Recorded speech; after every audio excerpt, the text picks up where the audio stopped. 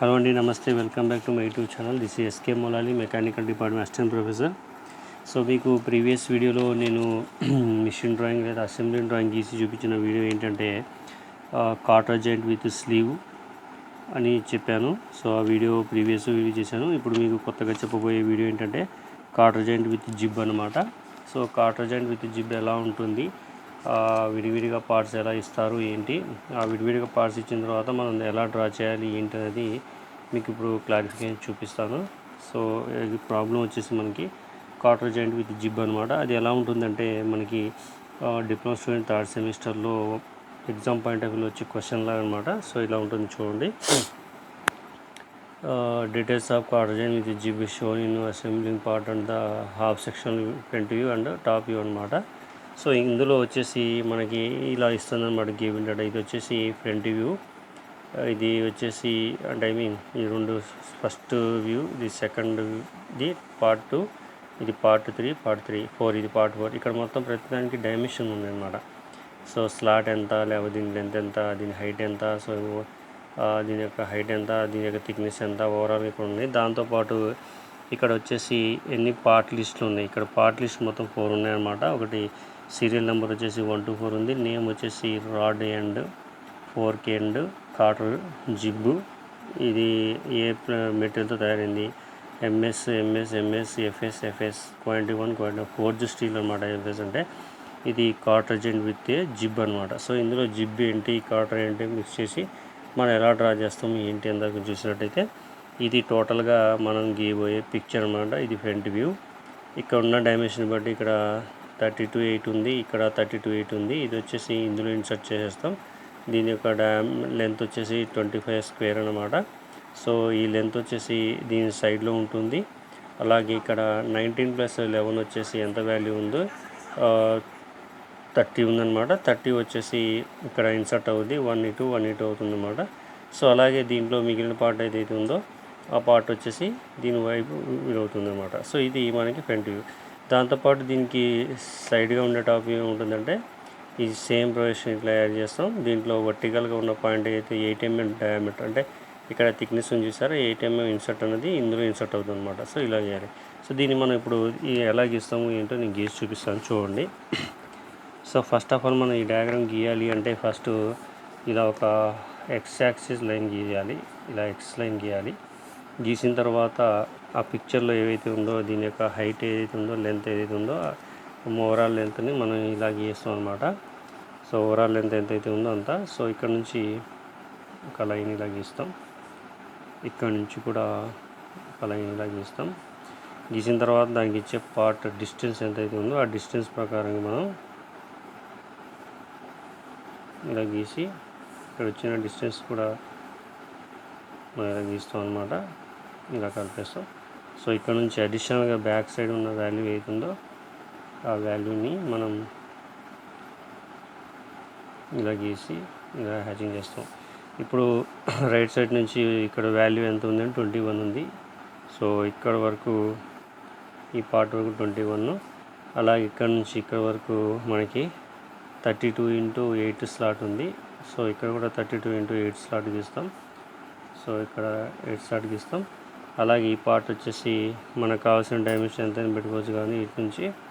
So దీన్ని ఇలా hatching సెక్షన్లో గీస్తాం అనమాట.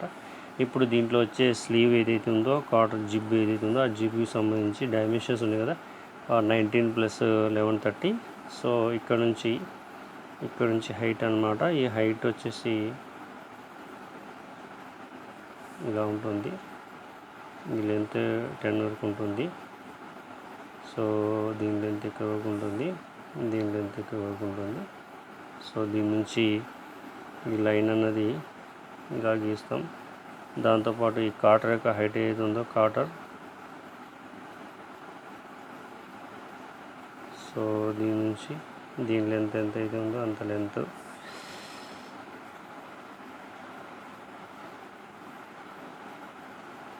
ఇది కాటర్ అన్నమాట. సో దీన్ని ఇలా గీస్తాం. దీన్ని వచ్చేసి ఇలా గీస్తాం, యాజ్ పర్ డైమెన్షన్ ఇలా గీస్తాం. సో ఇక్కడ హ్యాచింగ్ ఎంతవరకు అయితే ఉందో ఆ హ్యాచింగ్ పరంగా మనం దీన్ని కన్స్ట్రక్ట్ చేస్తాం అనమాట. ఇది హ్యాచింగ్. సో దీని నుంచి ఈ పార్ట్ ఏదైతుందో మనం చూపిస్తాం. ఇక్కడ కూడా హ్యాచింగ్ సెక్షన్ ఏదైతుందో హ్యాచింగ్ చూపిస్తాం ఓవరాల్గా. సో దీని నుంచి కనిపెట్టే పార్ట్ ఇక్కడ 2 డిస్టెన్స్లో ఉంటుంది.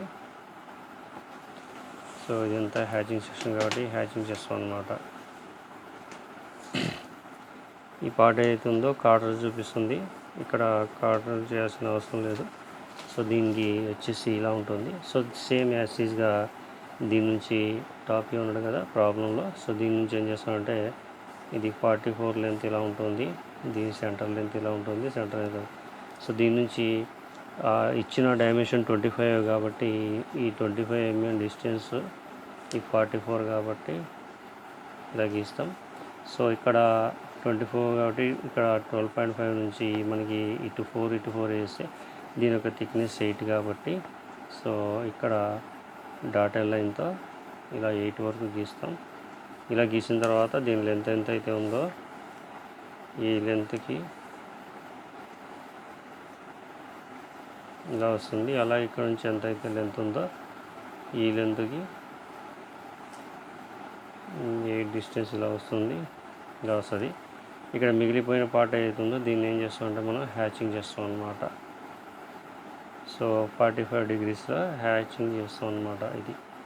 సో మీరు డైమెన్షన్ యాజ్ పెట్టినట్టయితే ఇది క్లారిటీగా ఉంటుంది. ఆ తర్వాత ఇక్కడ ఇచ్చిన వాల్యూ ఏది ఉందో దాన్ని మనం ఎలా వేస్తాం ఏంటి అని చూపించినట్టయితే సో ఫస్ట్ ఆఫ్ ఆల్ ఇక్కడ ఒక లైన్ వర్టికల్గా హారిజంటల్ లైన్ ఇక్కడ నుంచి డిస్టెన్స్ 5 mm థిక్నెస్ గీసిన తర్వాత దీంట్లో ఏదైతే మనం లెటరింగ్ రాస్తామో కాటర్ COTER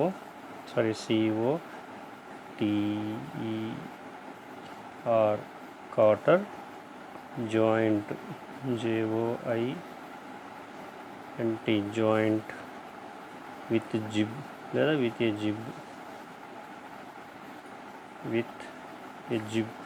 జిబ్ అనేది సరిపోదు కాబట్టి లెటర్ అనేది GI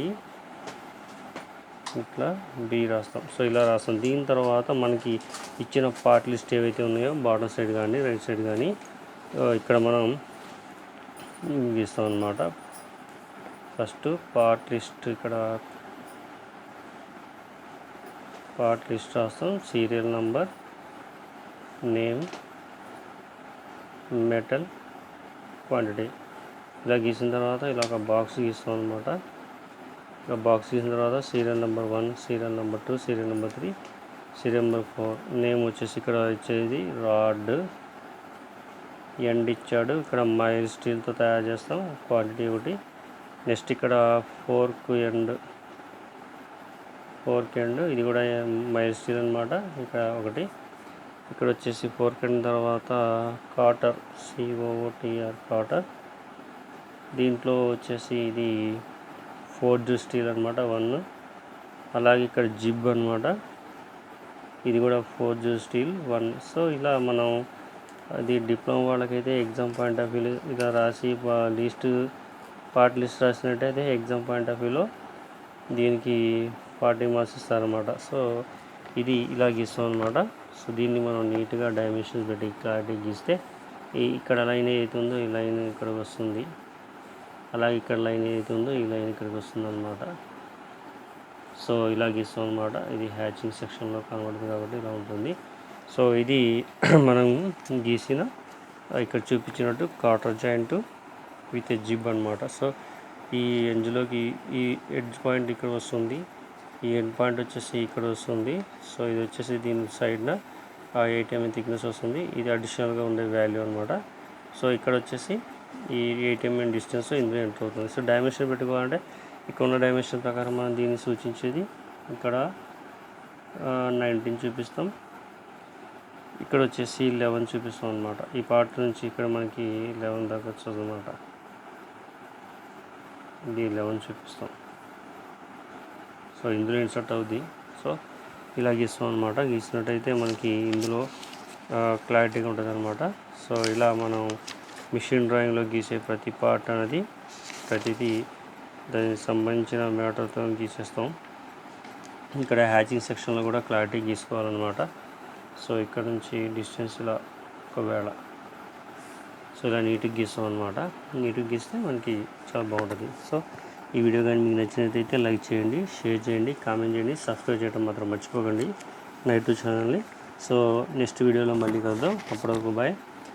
నెక్స్ట్ రాబోయే వీడియో ఏంటంటే మనకి ఇందులో గీసే వీడియో అప్కమింగ్ వీడియో నకిల్ జాయింట్ అనమాట.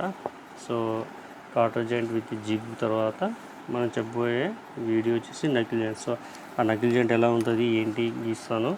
సో అప్పుడు వెయిట్ చేయండి. బాయ్, ఉంటారండి.